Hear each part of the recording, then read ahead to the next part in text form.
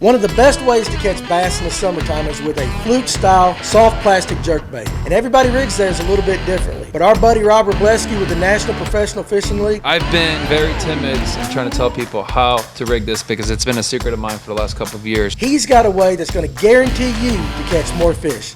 Check it out. This is Fish North Georgia's how-to series. Hit that like and subscribe button.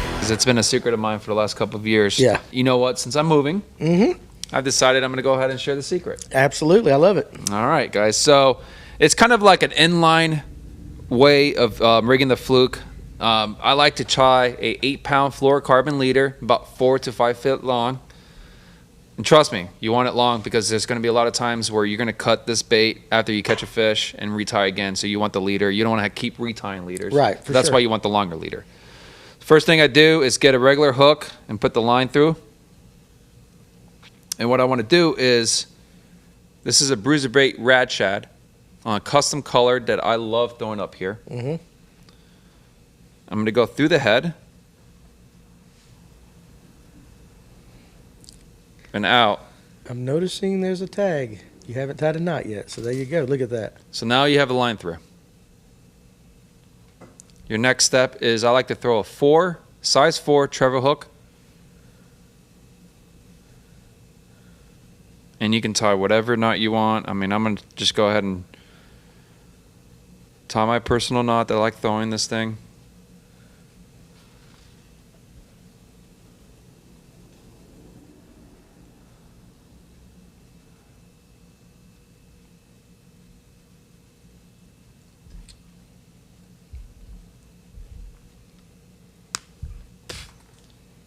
Okay, once the treble hook's tied on, the key to rigging this is hook it towards the back where you're going to have one hook on top of it and the 2 hooks on the bottom. The whole purpose of this is that these spotted bass essentially don't eat the thing, they kill it, they swipe at it. So when you tie a regular hook on there, you want to set the hook, you're going to miss it like 95% of the time unless you get one to actually eat it. And like I said, majority of these fish swipe at it and try to just kill it. So having this treble hook present gives you a better hook set than just having a regular EWG hook. Makes sense. It does. A couple of tricks I like to do with this. Remember, if this was a red marker, it's not, it's blue.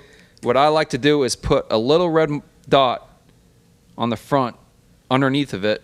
So when the fish is looking up, they think it's injured.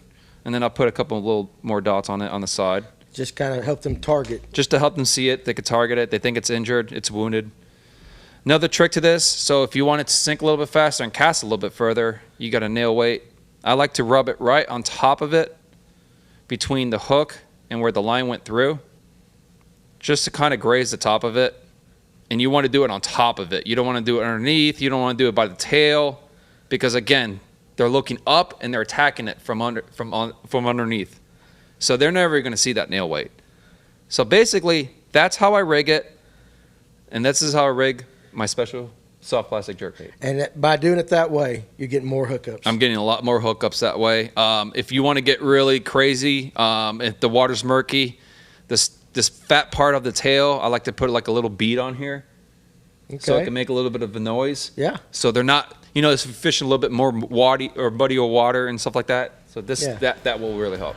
I will tell you guys, Rob absolutely loves throwing soft plastic jerk baits, and he's always talking about this rig. So I know he believes in it, and I think if you give it a shot, you will too.